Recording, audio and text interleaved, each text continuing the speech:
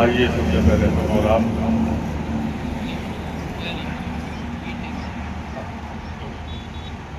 آقا دو عالم صلی اللہ تعالیٰ علیہ وسلم کے مقدس بارگاہ جھوم جھوم کر درود پاک کا نذرانہ پیش میں طیب العطایا۔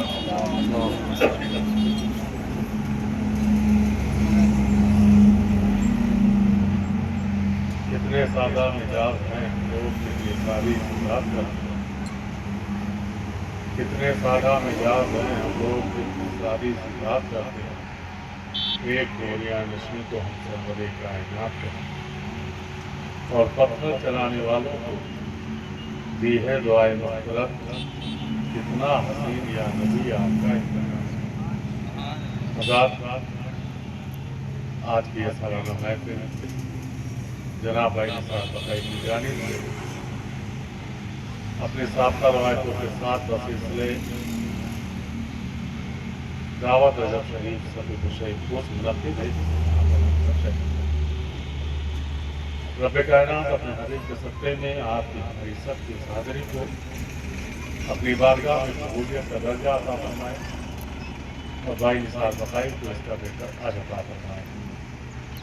ابھی آپ نے میرے رسول سے اللہ اور اللہ کے رسول کا ذکر چاہے نعت کی شکل میں چاہے تقریر کی شکل میں آپ نے سماعت فرمایا۔ رب کائنات اپنے حبیب کے صدقے میں ہم کو اور آپ کو سب کو ان حضرات کی بھلائی باتوں پر چلنے۔ آج کا دن بڑا مقدس اور مبارک ہے، اس لیے کہ آج کے دن ولادت کا دن ہے خلیفہ اول حضرت ابوبکر صدیق رضی اللہ عنہ، اور خلیفہ اول حضرت ابوبکر صدیق رضی اللہ تعالیٰ عنہ کی وفات پاک ہے کہ مذہب اسلام میں سب سے پہلی جو ایمان لانے والی ذات ہے وہ خلیفہ اول حضرت ابوبکر صدیق رضی اللہ عنہ۔ ایمان بھی آپ سب سے پہلے لائے، دین کی راہ میں سب سے پہلے خرچ بھی آپ نے کیا، اور نبی کریم صلی اللہ علیہ وسلم کے بچپنے کے ساتھی بنے، اور دنیا میں پہلا بت توڑنے والی ذات بھی آپ کی، اس لیے کہ جب آپ بہت چھوٹے تھے تو آپ کے والد بت پرست تھے، اور وہ اپنے والد کے حکام کو کھانے میں گئے۔ آپ نے اپنے والد سے پوچھا کہ یہ کون ہے؟ کہا کہ ہمارے خدا ہیں۔ خلیفہ اول حضرت ابوبکر صدیق رضی اللہ تعالیٰ عنہ ارشاد فرماتے ہیں کہ اگرچہ یہ ہمارے خدا ہیں تو جو میری طلب ہوگی وہ اس کو دیں گے۔ بے شک دیں گے۔ تو کہا مجھے بھوک لگی ہے، مجھے کھانا چاہیے، مجھے پیاس لگی ہے، پانی چاہیے، اگر کھانا اور پانی یہ دے دیتے ہیں تو میں ان کو خدا مانا۔ اتنا کہہ کر کے دو بار خلیفہ اول نے طلب کیا اور دونوں بار کچھ نہیں ملا۔ آپ نے ایک پتھر اٹھایا، اس کو پر مارا، وہ ٹوٹ کر کے زمین پر گر گیا۔ آپ کے والد کو اتنا غصہ آیا کہ آپ نے ایک زوردار جھاپڑ مارا خلیفہ اول کے منہ پر، اور ہاتھ پکڑ کر کے وہاں سے کھینچتے ہوئے لے گئے۔ گھر پہنچے اور اپنی اہلیہ سے ارشاد فرمایا، اپنی اہلیہ سے فرمایا کہ آج اس نے غضب کر دیا، اس نے ہمارے خدا کو توڑ دیا۔ تو اہلیہ نے پوچھا کیا ہوا؟ تم نے پورا ماجرا بتایا۔ تو اہلیہ ارشاد فرماتی کہ آج سے صدیق کے معاملے میں آپ مشہور ہیں۔ کہا کیوں؟ کہا جس دن ان کی ولادت ہوئی تھی میرے کانوں میں ایک آواز پڑی تھی کہ اس دنیا میں جو سب سے چہیتا پیغمبر اللہ کا آئے گا، جو سب سے چہیتا نبی آئے گا، اس کے یہ ساتھی بنیں گے اور دین میں مجاہد بنیں گے۔ یہ میرے کانوں میں ندا آئی تھی، میرے کانوں میں آواز آئی تھی۔ وہ خلیفہ اول حضرت ابوبکر صدیق رضی اللہ تعالیٰ عنہ کی ذات پاک کہ جب میرے آقا نے ارشاد فرمایا کہ آؤ دین کے لیے جو جس کے پاس ہے وہ لے کر دیا۔ خلیفہ اول حضرت ابوبکر صدیق رضی اللہ تعالیٰ عنہ اپنے گھر کا سارا سرمایہ یہاں پہ کہ تن کے کپڑے بھی اتارے اور تن کے اچھے کپڑوں کی جگہ پر بورا لپیٹ لیا، اور بورے میں بند کرنے کے لیے ببول کے کانٹوں سے اس کو بند کر دیا، اور پہن کر کے نبی کی بارگاہ میں حاضر ہوئے۔ میرے آقا ارشاد فرماتے ہیں کہ صدیق کہ تم نے کیا لباس اختیار کیا ہے؟ خلیفہ اول ارشاد فرماتے ہیں یا رسول اللہ آپ نے ارشاد فرمایا تھا کہ جس کے پاس جو ہو وہ لے کر کے آؤ، تو میں نے اپنے تن کے کپڑے بھی بیت المال میں جمع کر دیے ہیں، میں نے اپنے تن کو ڈھکنے کے لیے یہ بورا پہن لیا ہے اور اس بورے کو بند کرنے کے لیے میں نے ببور کے کانٹے لگا دیے۔ اتنا کہنا تھا کہ حضرت جبریل حاضر ہو گئے آقا کی بارگاہ میں۔ میرے آقا دیکھتے کیا ہے کہ حضرت جبریل بھی وہی لباس حضرت جبریل بھی وہی لباس پہنے ہوئے۔ آقا ارشاد فرماتے ہیں کہ اے جبریل کہ تم نے کون سا لباس اختیار کر لیا؟ کہا یا رسول اللہ آپ کے صدیق کا لباس دیکھ کر کے اللہ اتنا خوش ہو گیا کہ اللہ رب العزت ارشاد فرماتا ہے کہ آج مجھے اپنے محبوب کا یہ چہیتا مجاہد، یہ سچا دین کا سپاہی، مجھے اس کا لباس اتنا پسند آیا ہے کہ اے فرشتوں تم بھی اسی لباس کو اختیار کرو۔ لہذا فرشتوں نے بھی اسی بورے کو پہن کر کے یہی ببور کے کانٹے لگائے۔ وہ خلیفہ اول حضرت ابوبکر صدیق رضی اللہ تعالیٰ عنہ کہ جو میرے آقا سرکار دو عالم صلی اللہ علیہ وسلم ایک ایک قدموں پر ساتھ چلتے ہیں۔ میرے آقا اس لیے ارشاد فرماتے ہیں کہ میں نے دنیا میں جتنے لوگوں نے مجھ پر احسان کیا میں نے سب کے احسان ادا کیا، لیکن دو لوگوں کا احسان میرا رب کا ہے۔ وہ دو لوگ کون تھے؟ ایک حضرت خدیجہ کی ذات ہے اور دوسرے خلیفہ اول حضرت ابوبکر صدیق رضی اللہ عنہ۔ یہ تو اتفاق ہے کہ آج خلیفہ اول کا دن ہے۔ ہم آپ خواجہ پھول سے بیٹھ کر کے خلیفہ اول کی بارگاہ میں اپنی تاجیہ کدھر پیش کر رہے ہیں۔ کاش کو ہمارے ایک حصے کی غلامی بھی اگر ان کی بارگاہ میں قبول ہو جائے تو ہماری زندگی اور آخرت دونوں سمجھ جائے۔ آج جس دین کی پیروی ہم کرتے ہیں، جس دین کے بارے میں ہم جانتے ہیں، وہ دین بڑی مشقتوں کے ساتھ ہم تک پہنچا ہے۔ اس دین کی ذمہ داری خلیفہ اول حضرت ابوبکر صدیق رضی اللہ تعالیٰ عنہ، اس دین کی ذمہ داری خلیفہ دوم حضرت عمر فاروق رضی اللہ تعالیٰ عنہ، اس دین کی ذمہ داری خلیفہ دوم حضرت عثمان غنی رضی اللہ تعالیٰ عنہ، اس دین کی ذمہ داری مولا کائنات فاتح خیبر مشکل کشا حضرت علی کا اللہ بشر کریم۔ اور ایک بات اور میں واضح کر دوں، آج خلیفہ اول کا دن ہے۔ آج کے زمانے میں سب سے بڑا دشمن اگر کوئی چیز بنا ہوا تو موبائل ہے۔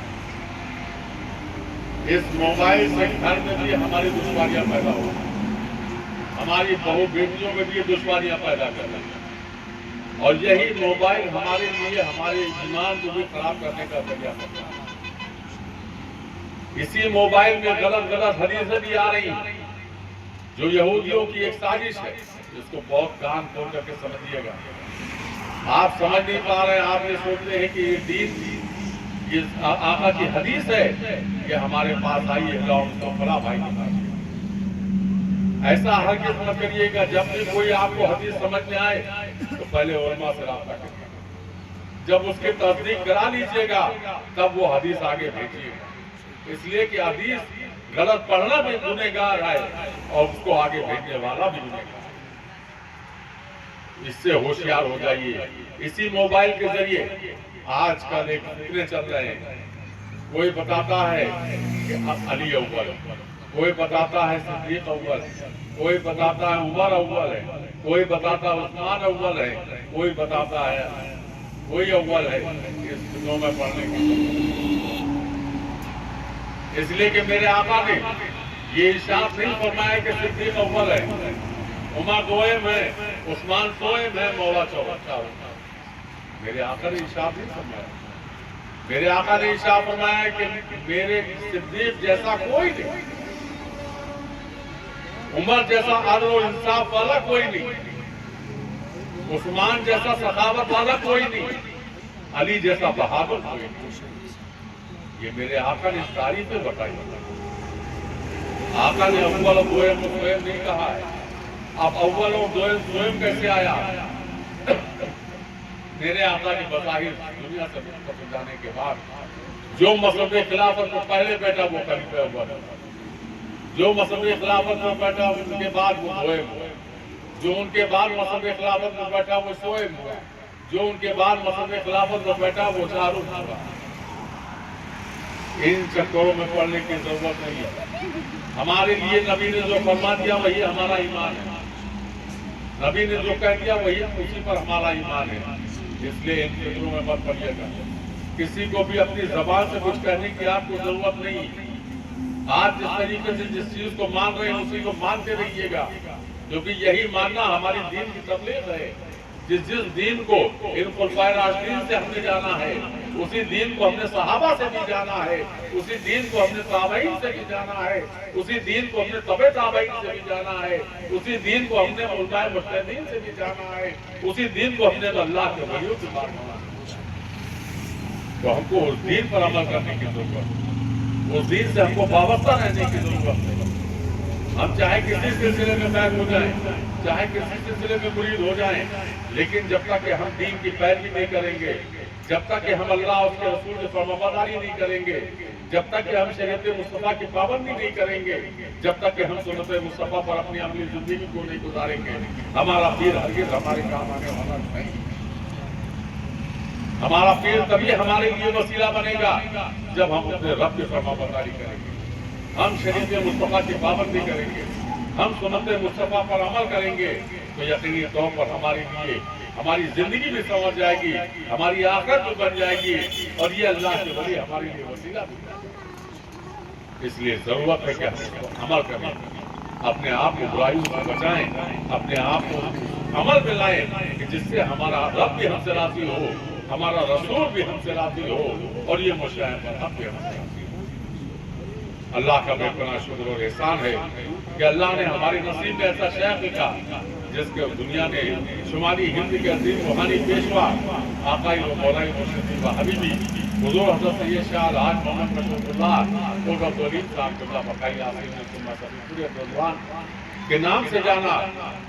ان کے شہزادے نقل جگر نور نظر حضور حضرت سید شاہ الحاج محمد شاہد اللہ مرشد العین صاحب قبلہ بقائی گونڈوی صبح سب رضوان کے نام سے جانا، جنہوں نے ہم کو دین پر عمل کرنے کا بھی طریقہ دیا اور ہم کو وسیلہ دیا، دین پہ کیسے عمل کرنے کا طریقہ دیا۔ ہمارے شیخ نے دین کا ایک ایسا قلعہ قائم کیا سن 1958 میں، جس کو دنیا نے دارالعلوم کے خانہ سمجھا کہ جس کے لیے آپ بھائی نثار مکئی وغیرہ میں تعاون کرتے ہو، رمضان شریف میں بھی اور غلے کے سیزن میں بھی آپ سوچتے ہوں گے کہ پتہ نہیں کہاں نثار کہاں سے لے کر کے آئے ہیں، کس مدرسے کا تعاون کر رہے ہیں، لیکن آپ کا یہ پیسہ آپ سوچ نہیں سکتے ہو۔ ابھی آپ شاہ محمد خاص سن رہے تھے، حافظ مشیر بیٹھے ہوئے ہیں، یہ سب اسی چمن کے پھول ہیں جس چمن کو آپ اور یہ صرف یہی نہیں، بمبئی جیسی سرزمین پر تقریباً 850 مسجدوں میں وہاں کے فارغ بچے مدرسوں میں مدرس ہیں یا مسجدوں میں امامت کر رہے ہیں۔ امریکہ جیسے ملک میں آپ کے مدرسے کا بچہ تراویح پڑھانے کے لیے دنیا کے کسی حصے میں وہ قرآن پڑھے گا یا پڑھائے گا، لیکن اس کا اجر ہم کو آپ کو ملے گا، اور قیامت کے صبح تک ہم کو آپ کو ملے گا۔ آج یہ جو چمن وہاں پہ قائم کیا، اسی چمن کی ایک شاخ بین الاسلام موریا میں قائم کیا۔ آج یہ بچے اس کو سیکھ رہے ہیں، اسی طریقے سے ہم دین سے وابستہ ہیں، اسی طریقے سے ہم دین سے آراستہ ہیں۔ جب وسیلے کی بات آئی تو ہم کو سب شیخ سے مقدس بارگاہ میں دعوت عطا فرمائی، وہ مقدس زمین جہاں 890 اللہ کے ولی آرام فرما ہے، جس کو مدینہ الاولیاء کہا گیا، اولیوں کا گڑھ کہا گیا، وہ مقدس زمین جہاں پہ ہندوستان کے اندر جتنے بھی سلاسل ہیں، تمام سلاسل کو حضور اس زمین پر آباد ہے۔ وہ مقدس زمین ہے صدر مشرف، جن کے نام سے آباد ہے وہ ذات ہے تاجدار صدر مشرف سرکار مخدوم شاہ صفی شاہ ولایت صدر رضوان کی بارگاہ، جن کی بارگاہ میں اعلیٰ حضرت جب تشریف لے جاتے ہیں تو ارشاد فرماتے ہیں کیسے آقاؤں کا بندہ ہوئے رضا بول والے میری سرکار۔ اور کیوں اعلیٰ حضرت نے ارشاد، اعلیٰ حضرت کا پیر خانہ ہے مہرورہ شریف، مہرورہ شریف کا پیر خانہ ہے بلگرام شریف، اور بلگرام شریف جس ذات سے آباد ہے وہ ذات ہے حضرت میر ابو طاہر بلگرامی صاحب، اور میر صاحب جو خلیفہ ہیں حضرت مخدوم شاہ صفی شاہ ولایت۔ ایسی سرزمین کی زارو کشی ہم کو ہمارے شیخ عطا فرمائی، جن کے جس سرزمین پر اسی انشاءاللہ رجب کی 13، 14، 15 رجب انگریزی 14، 15، 16 جنوری کو عرس ہونے جا رہا ہے۔ عرس کس کا ہے؟ آقا ولی نعمت حضور شاہ خادم خطیم محمدی صدیق الرحمن کا۔ میں اپنے تاجداروں کی بارگاہوں کی خاک کا ایک ادنا سا ذرہ ہونے کی حیثیت سے آپ تمام حضرات کو شرکت کی درخواست کرتا ہوں۔ یہی چند تھوڑی باتیں تھی جو کرنے کے لیے حاضر آ گیا تھا، چونکہ وقت کم رہ گیا ہے، مغرب کا وقت قریب ہے، اس لیے بات کو زیادہ طویل نہیں کرنا ہے۔ انشاءاللہ زندگی بخیر رہی تو پھر ملاقات ہوتی رہے گی، بات ہوتی رہے گی، لیکن آپ کے میں صرف اتنا کہنا چاہوں گا کہ اپنی زندگی کو ایک بہتر زندگی بنائیے، برائیوں سے بچے، اچھائیوں سے نہ بچے، ایک بنیے نیک بنیے، اچھے عمل کریے اور اپنے رب کی فرمانبرداری کریے، نبی کی شریعت پر عمل کریے، سنت مصطفیٰ پر عمل کریے۔ انہی باتوں کے ساتھ میری بات اب السلام علیکم کر بھائی آپ